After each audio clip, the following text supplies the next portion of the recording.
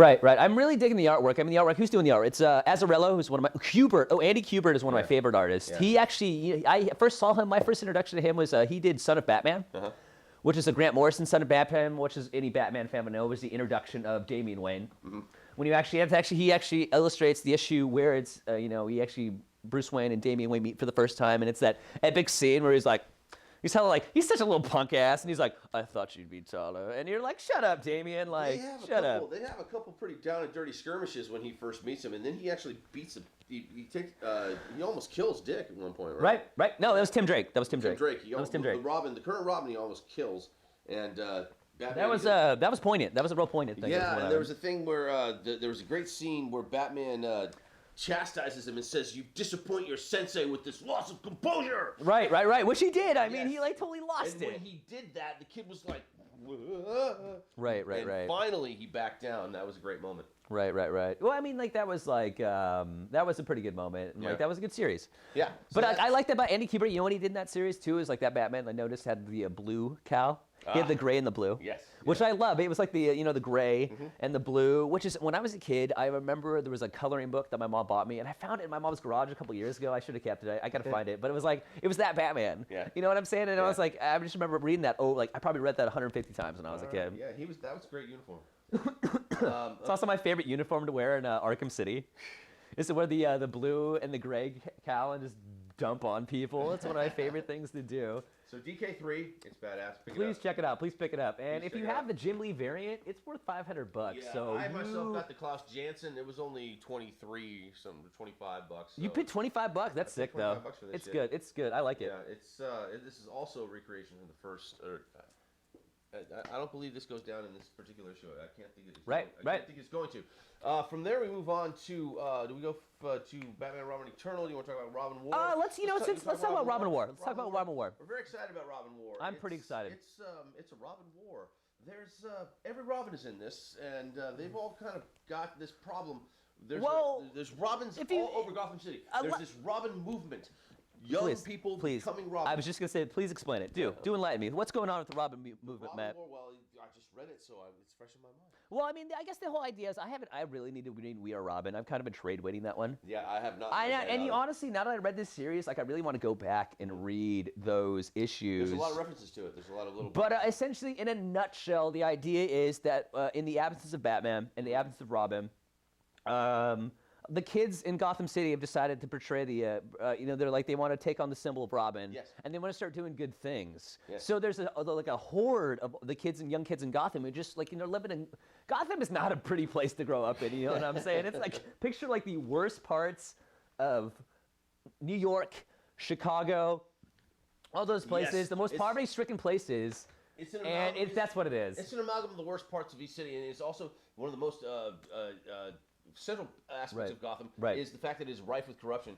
In the sense that the officials are all trying to, they're all on the take in some fashion for this great city that has this great history. We keep finding out about these great, families from back in the day. The Court of Owls, all these various details from how old and how venerated the city is. And yes, it is rife with corruption. And if lawlessness disguised as lawfulness is tyranny, then that's very much an allegory for the world we live in. Which I thought was very. I know it's my word that I got to get one of those vocabulary calendars because I swear poignant was on my subconscious vocabulary calendar today.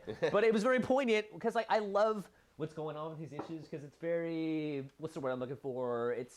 It's very current. Yes. With what's going on with the times. And we were just talking about that in DK3 about how it was going on with the injustice of the police and the police just going too far and how it's just not okay anymore. Yeah. And then Robin War is this whole thing where essentially they escalate on that as well. Yeah, the first idea though, however, the one that they kind of kick into gear when they first open the book is the fact that being Robin is not an easy thing to do, and picking up a gun in order to do it is probably the wrong way to go about it. And the first thing that happens in the issue is one of these Robins inadvertently kills a police officer in the midst of trying to take down a robber.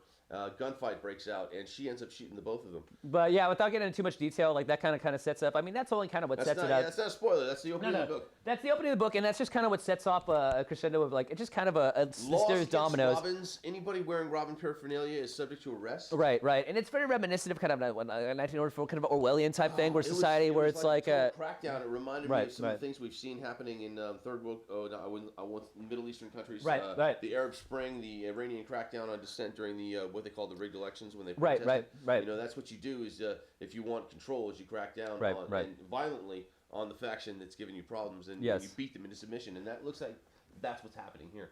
And the Robins have to try and band together to preserve their way of life. And it's one in particular. What's his name? It's Duke. Duke, yeah, he gets picked up. That's a fun little scene when he gets picked up. Right, he gets picked up. But it's funny because Duke was actually a character that was Batman Year One. Yeah. He was the kid. It was in the very opening of the first issue of Batman Year One. It kind of shows an overgrown Gotham City, and there's a kid fishing in a subway terminal, right? And it's a subway, like the stairs go down, and there's fish, and he's like fishing in it, and it's like that's Duke, and that's the Duke from this issue. And in its way, this Robin book and this Robin Warhouse opening manages to be current, yes, but also nostalgic because it's bringing them all together. Which I really like. You know, honestly, I know we kind of mentioned this last podcast, but I really like how they're bringing together the idea of the brothers, like Jason Todd, Tim Drake, and Dick Grayson, and I really like the kind of like the dichotomy and like just the kind of stuff between them. You know, I like how Damian comes in and takes control of the situation. Yeah, like he always does, like the little punk he is. But he's good. That's the thing. That's the whole thing. Is he is highly trained, and he is the epitome of a Robin. Because and what he says is very true. He's like, nobody can just be Robin. You have to be trained. You have to be trained by Batman.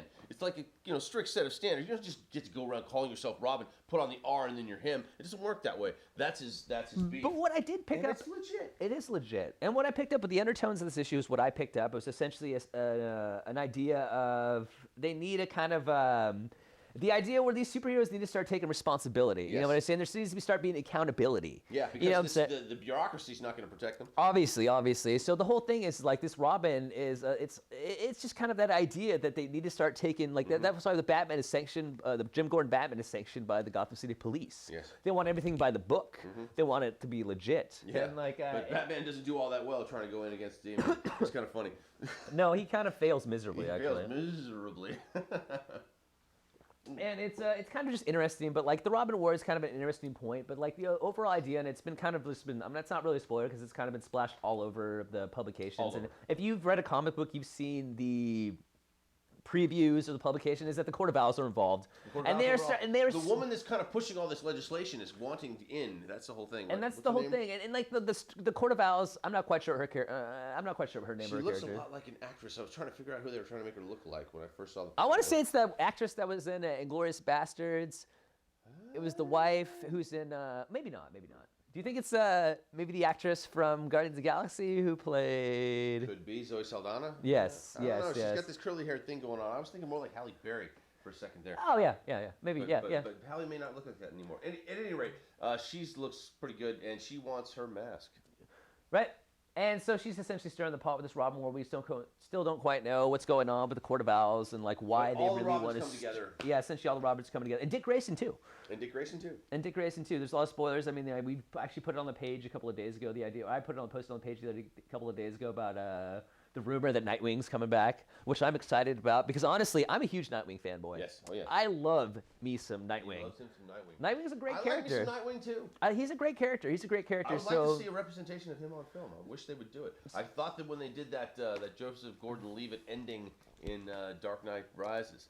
Actually, I kind of like him as Agent 37. I think that's a cool idea. But I mean, honestly, he's Nightwing. He's always Nightwing to me. He's like 007, you know what I'm saying? They had to put 7 in there. A country called 007. I know, I like Agent 37 because Agent 37 was my football number in high school. All right. Oh yeah, dude, starting strong safety. Junior V. JV. You ever deliver that perfect teeth rattler? The one that just one or two, but like I was like probably really hitting pay dirt on that one. I was probably 14 when I was playing, and I was really what Ron Lott used to say. You don't aim at the guy. You aim 4 feet behind him. Make that your goal. Right. That's I 42. The Hitman. When I was a kid, I was just so obsessed with football that like I wanted to play football, and like anyway. I wanted to play football too. Mom wouldn't let me, but we won't go there. Because yeah.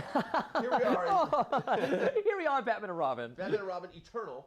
where all the boys are badasses and their mothers don't stop them. Again, I like this whole idea. Like, it's really big. And, I mean, because with the absence of Batman, they got to fill that void. And I like the idea of Dick Grayson. I like how they brought Dick Grayson back into the fold. I was very excited about that. They've got a problem. We found out who Mother is. She's not a computer. I was wrong. My speculation glasses are off. She was a computer. I'm sorry. But you know who I'm sorry, Batman. You know who she reminds me of? She reminds me of the way they presented her. She kind of reminds me of what? Galadriel from Lord of the Rings. Kate Blanchett. Ah, yes. She kind of has that kind of, and then kind of that chiseled jawline. Yeah, but she evidently develops assassins. She develops. Well, her whole thing is she develops people. She recreates their history. She like rewrites people. Yes. She is obsessed with rewriting people and creating perfect vessels of these people, perfect creations of these people. Yeah, and it's kind of explained finally the correlation between the killing of the reason for the similarities between the killing of the parents in Iran or the other country where we saw that happen, and the killing of Batman's parents, and how those issues are related. Because what she does, she's got this assassin who looks a lot like the guy from Assassin's Creed. Who takes out the orphan. He takes out the parents of these charges, and then they become hers, and she turns them from that trauma. She takes that trauma, and this relates a lot into what wanted to talk about violence in general. And she takes that trauma, that violence, onto their person, and uses it as a weaponizing material almost to make them into an assassin with a particular edge of anger and avarice and lust. And the idea I got from these issues too is that she really thinks that Bruce Wayne, she knows about Bruce Wayne. She sees him as a failure because of what he did to himself besides become the great assassin. The great detective. The great detective, the great detective. Like I just thought he was really like maybe like he was like the. I got the impression that maybe he was like the idea. What happened to him was what made it. Well, I guess she had been around for a long time, but I can really it kind of stirred something up. Like she had thought Bruce Wayne was something different. Because she did not engineer his creation. His creation was still the guy who wanted the money, who wanted the necklace, and which relates to the great Frank Miller line. His only motive was money. I was dumb. I was naive enough to think him the lowest sort of man. Right. That moment, she didn't have anything to do with that. She engineers the creation of these others. She was behind the creation of Tim Drake. Yes. And he is kind of one of hers. Well, we don't quite know that yet. She has some. Well, he was a sleeper. Yeah. So she was trying to figure that out. We don't quite know what happened with him because his parents are still alive. That's the whole thing. So we don't quite know what happened there. Okay. I speculate that obviously she created Cassandra, who does not speak, and who nutted up. There was a huge fight at the theater with Harper Lee and Cassandra, which is really cool. All the players in the cast suddenly started attacking them. I really honestly I think. And Grayson was having a meeting with Mother. Mother. What's funny? You know what I like about this series? Is like I liked Batman Eternal. I thought it was pretty cool, but I thought there was a lot going on. Yeah. And I feel like at least for the first 9 or 10 issues of this, I feel like it's a little more focused. Yeah. When I felt like there was going all over the place. They're going all over the place. The characters are, but I'm just saying there's geographically, I should say. Yeah. I mean, there's not as many characters involved. Yes. So it's easier for me to follow. I mean, I'm pretty. Don't get me wrong, dude. I'm pretty up on the Batman stuff, but it's for me, even sometimes too much is too much, And I like how they're kind of slowing it down. I like the pacing a lot better. Yes. I feel like they're really kind of hashing out these characters. I like the fact that I need to read each issue as it comes out, like the day I pick it up. Honestly, I kind of like picking up. That's a sign of a good comic. I kind of like what I like doing is I like picking up like 2 or 3 at a time, or maybe 2 at a time, and just reading 1 or 2 in a row, because I really get the momentum. It's like reading a play. I've been kind of hooked. It's like my acting teacher. Like my acting teacher in college used to say, like, when you read a play, read it all one sitting, because you got the momentum of the play. Like once you break out of that momentum, it's weird, and that's why I like trade weighting a lot of things because I don't like breaking up that momentum. We don't have the latest Batman yet, do we? The latest what? The latest Batman title. No, it's not out. We talked about that in the last podcast. Okay. We did. We covered that quite a bit. We see Batman briefly in this Robin War. He tries to take out Damian and fails miserably. Damian messes him up, dude. Because Damian's a G. Fries his ass. I want to recommend. I haven't finished reading it yet. Right. Mike has, but we should talk about it. Batman Europa. Batman Europa is the idea behind. Well, in a nutshell. The artwork is sick. You need to read this. It's awesome. In a nutshell, it's Batman and Joker. Batman discovers he has a disease. That's a unique disease, and it's unique to only him. But then he finds out it's unique to only him and the Joker. And they have to work together. And they have to work together in order to figure out the mystery of this disease. And if you like Batman and you like the Joker, which if you're watching this podcast, you obviously like Batman and you like the Joker. How can you like one without the other? It's like yin and yang. The book opens with the two of them locked in like this death embrace, and the Batman's narration says, "I never thought it would end like this," because they're essentially dying together. Right. Which is brilliant. Which is brilliant. Which reminiscent Endgame. But anyway, that is in the comic news in a nutshell. Yeah. So moving on.